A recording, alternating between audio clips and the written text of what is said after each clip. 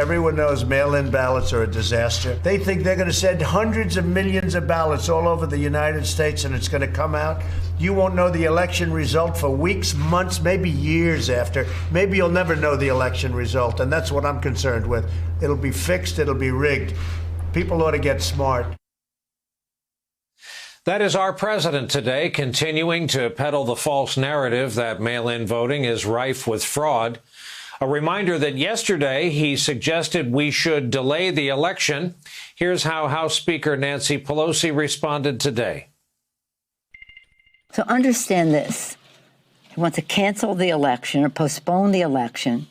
Really? Did he learn that from Putin or something?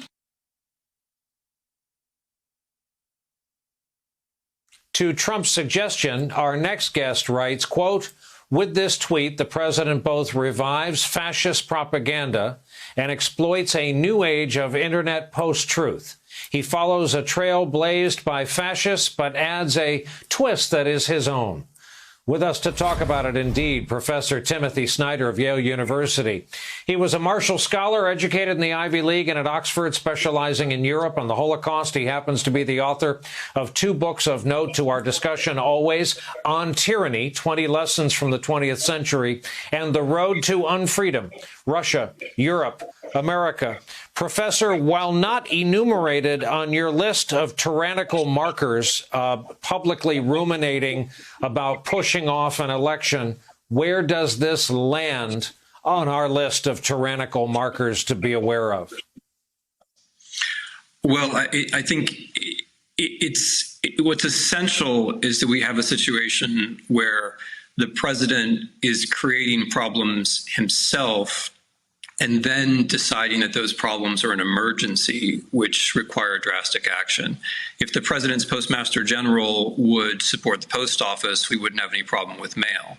If the president had taken quicker action or acted now on COVID, we wouldn't need so many mail-in ballots.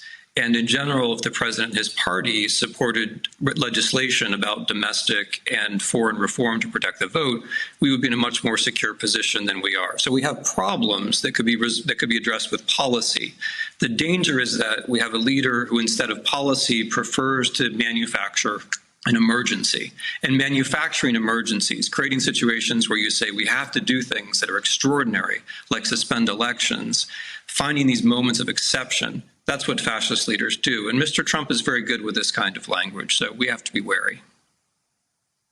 The phrase "the center holds" comes to mind. Are you confident that the center will hold? I saw that this is perfectly keeping on brand for 2020.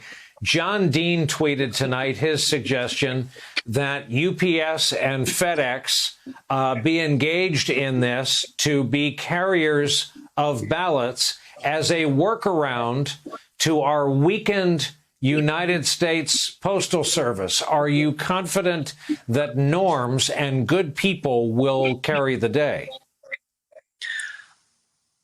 I think is a very good question, because I think in the end, institutions are only as good as the people, as the citizens who carry them forward. And I think that Mr. Dean and many other smart, intelligent patriots around the country are doing the right thing if they're thinking about what we should do in anticipation of November. What we know is that we have a country that's used to democracy, that's being governed by a president who doesn't like the rule of law. This is pretty much a guarantee, given his poll standings, that there will be some kind of insecurity and uncertainty in November. What we need to be able to show as citizens and as a society and a nation is that we're mature enough to handle a little bit of uncertainty, that a problem isn't the same thing as a crisis, and that an outcome which is democratic and which follows the law is more important than any individual person's desire to win. Your book enumerates so much of what we've seen, and I should hasten to add, before we saw it, buildings with the leader's name on them, military parades, and on and on. It also enumerates the site we have now seen in Portland, Oregon, militarized, all but anonymous, camouflaged federal agents, in quotes, when they first went to work grabbing people into unmarked vehicles. I know that got your attention. Yeah, I mean, the question is, does the land of the free need a KGB? I would say the answer is no. The United States of America does not need a secret police. We do not need a police force which appears without insignia, which doesn't identify itself, and which pulls random people off the street. That's the nightmare of an authoritarian or a totalitarian state. That's a line that we should not be crossing.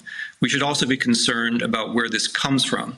History tells us that the people, the men who staff these kinds of organizations are very often people with experience in lawless zones. That means concentration camps or places like our detention centers. It tells us that they are very often people who have experience defending a border or working at a border, which again is the case here. And another thing which is concerning is that all of this is taking place not on the basis of law, but on the basis of a conspiracy theory. The president mouths dangerous words like anarchists and so on, and terrorists. That's all a conspiracy theory. Nothing like that is actually happening in the United States. So these are all historical reasons to be very concerned. This is why in the book I said, be wary of paramilitaries, and also be reflective if you must be armed. These are things that we should be keeping in mind. We, of course, can see the dangers of this. We can still talk about it, and we can still stop it. And we should do the right thing before it's too late.